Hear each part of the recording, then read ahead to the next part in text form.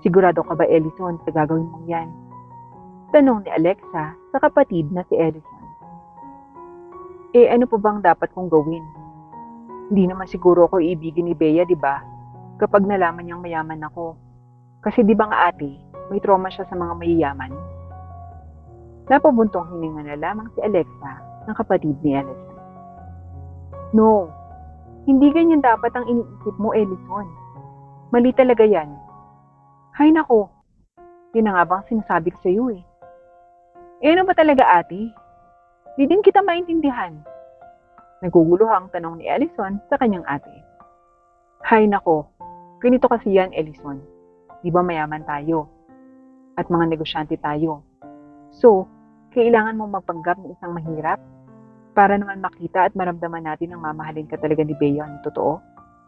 Kasi sa pagkakaalam ko, yang si Bea ay gusto niyang mayayaman ng kanyang boyfriend para may tutulong sa kanyang pag-aaral.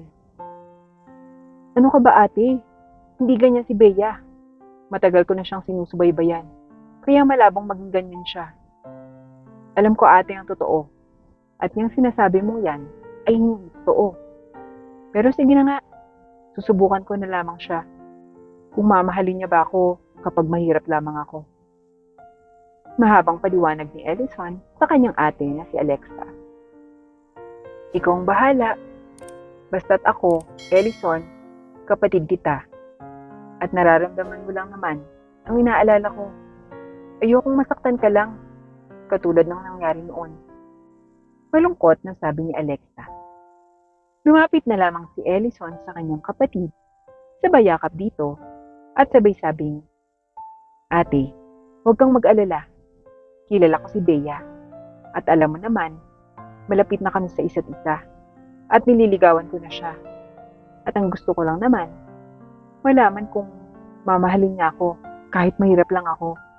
Niyakap naman ni Alexa ang kanyang kapatid at wala siyang nagawa kundi ang sumuporta na lamang. Dahil wala naman talaga siyang ibang magagawa kundi suportahan ang kanyang nakababatang kapatid. Sa kabilang dako naman ay si Bea. Nasa park, kasama ang kaibigan nitong si Berna na naghihintay kay Ellison. Matagal pa ba yun? Ay nako, yun na nga yung sabi ko sa'yo, Bea. Paasahin ka lang ng maniligaw mo. Mataray nitong sabi at napairap na lang din. Shh! Tumahimik ka nga dyan, Bes. Aba, malay mo, na-traffic lang siya. Kaya maghintay na lang tayo. Pangungumbinsi ni Bea sa kaibigan na si Berna. Hay nako, ewan ko nga sa'yo. Di naman yan siguro mayaman para hintayin natin eh. Kaya, basta ako, ekis ako dyan. Ewan ko na lang sa'yo. Kasi, feel ko, in love na in love ang peg natin, best ah. Sabagay, wala ka namang mayayaman na talagang maniligaw, katulad ng sakin. Ang mahalaga, mahal ako. Ikaw ba? Paiba-iba yung mga manliligaw mo. Wala ka namang nakakatuluyan. Napairap na lamang si Berna. At di nagtagal, agad namang nakarating din si Ellison. Pasensya na talaga kayong dalawa, Berna, Bea. Medyo traffic lang, kaya natagalan ako. Paumanhin ni Ellison kina Bea at Berna. Wala yun, Ellison. Alam mo naman, naiintindihan kita. Traffic talaga basta ganitong oras. Nakangiting sagot naman ni Bea. Kay Bea, okay lang. Pero sa akin, Ellison, hindi. At pwede ba? Sa susunod na mag-cheap date kayo, ay pilisan mo para makaalis na rin ako. Wala ka naman yatang panlibre sa akin. In short, mahirap ka. Ewan ko kay Bea, ba't pinili ka pa din sa lahat mga manliligaw niya? Mataray na saad ni Berna kay Ellison. Napayoko na lamang si Ellison dahil sa nahihiya siya kay Berna. Berna, huwag ka namang magsalita ng ganyan. Sige na, salamat sa pagsama sa akin dito. Makakaalis ka na. Pagtataboy ni Bea kay Berna. Sige na nga. Okay, fine, alis na ako. Di pa tayo tapos, Ellison ah. Hindi lang dahil sa kaibigan ko, baka nabatukan na kita talaga. Paalala ni Berna kay Ellison. Umalis na si Berna, pero di pa siya nakakalayo, ay bigla na lamang siyang tinawag ni Ellison. Pasensya ka na talaga kung hindi man lang kita malilibre ngayon. Pero babawi ako talaga sa'yo. Hindi ngayon, pero balang araw, kapag nasa tamang oras na. Pangako ni Ellison kay Berna. Habang si Berna naman, ay hindi na lumingon pa kina Ellison. Pagpasensyahan mo na talaga si Berna, Ellison ha. Naiinip lang talaga yun. Di mo naman kasi kasalanan. Ako kasi ang pumilit sa kanya na samahan ako eh. Nahihiyang saad ni Bea na humingi ng pasensya kay Ellison. Naku Bea, huwag ka mag-alala. Okay lang talaga sa akin yun. At sanay na rin naman ako. Pero Bea, may sasabihin sana ako sa iyo. At sana hindi magbago yung pagtingin mo sa akin. Panimula ni Ellison na tila ba kinakabahan siya. Sure, di naman talaga magbabago yung pagtingin ko sa iyo. Ano ba yun, Ellison? Doon na lang tayo mag-usap sa gilid para naman tayong dalawa lang. Ani Bea at itinuro ang bandang gilid ng park kung saan may garden at may isang table na may mga upuan.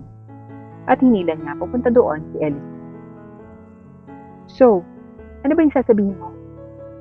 Nakangiting tanong ni Bea kay Ellison.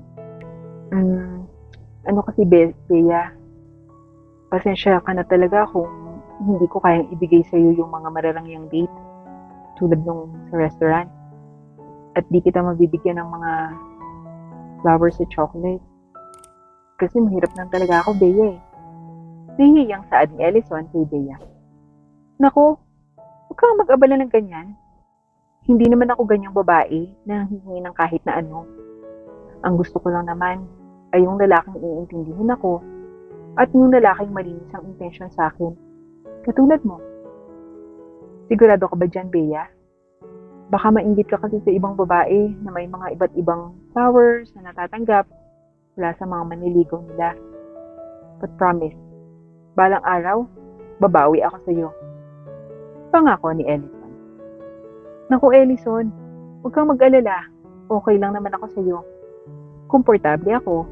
At para sa akin, okay na yun. Kaya, huwag kang mag-alala. Okay lang sa akin. Never ako nainggit sa iba. Dahil aanin ko naman yung mga mayayamang manliligaw. Eh ako nga, hindi naman mayaman, di ba? Sabi nga noon ng nanay ko, ay mas mainam na yung magiging nobyo mo. Ay yung pareho lang kayo ng estado sa buhay. Para naman di ka masasaktan.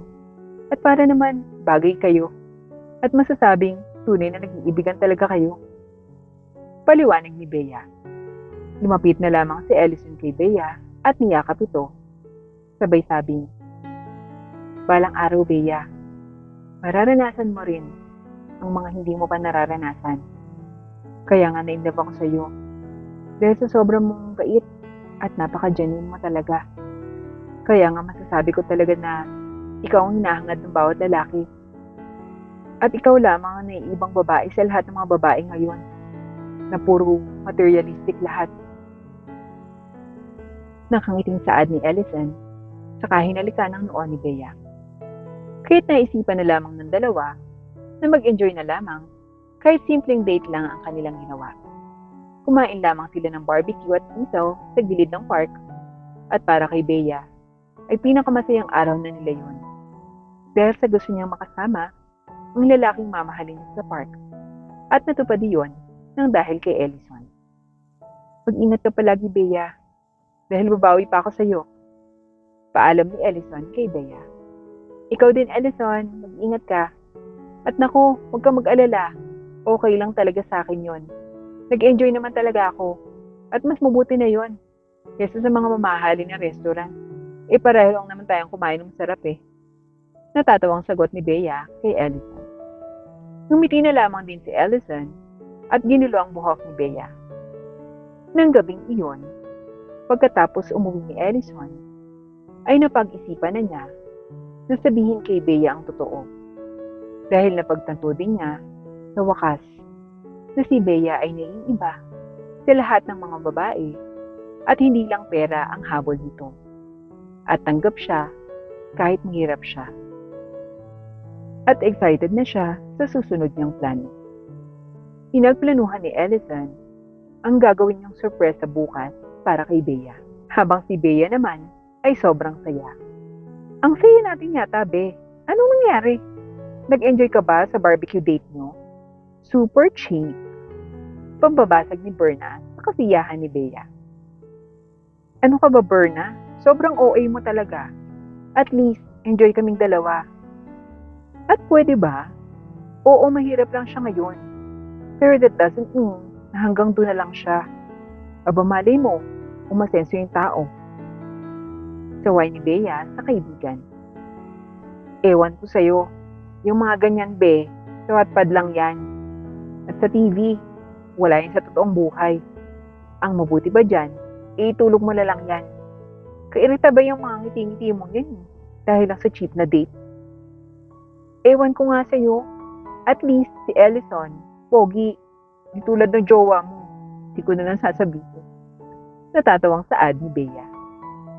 Aanin mo ang pogi, wala namang pera. Ang importante sa ngayon, Be, ang pera. Dahil magugutom ka. Ha? Matutulog na nga ako. Alam ko din naman hindi ka makikinig sa akin. In love ka pa rin dyan sa Ellison na yan. Ani Berna at agad nang pumasok sa kanyang silid. Si Bea at Berna ay magkasama sa isang boarding house kung kaya't magkatabi lamang ang kanilang silid. Habang si Bea naman ay dinedma niya na lamang ang mga sinabi ni Berna dahil para sa kanya, ang pag-ibig ay hindi sukatan ng pera. Kung mahal ka ng isang tao, mahirap man o mayaman, ay tanggap ka pa rin niya. Iyan ang prinsipyo ni Bea. Kinabukasan, ay nagulat na lamang si Bea nang may maraming petals ng bulaklak ang nasa labas at maraming mga balloons. Ganon din si Berna ay nagulat. Anyari, Bea? Sino may kagagawan yan? Oh my gosh! Baka sinurpresa ako ni Drew, Bea. OMG! Sabi ko naman sa'yo, bongga talaga kapag mayaman ang boyfie. Kinikilig na sa ni Berna. Pero napahiya lamang siya nang bigla na lamang lumabas si Ellison sa isang sports car at may dala-dala itong malaking teddy bear at isang bouquet ng rosas.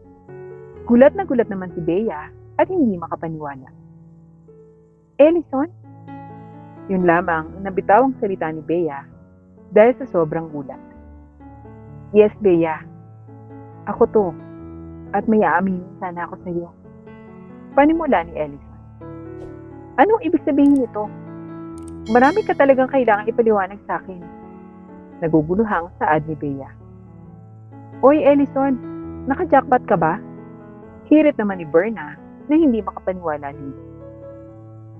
Oh well, Berna, hindi ako naka-jackpot. At itong mga dala ko ay para kay Bea.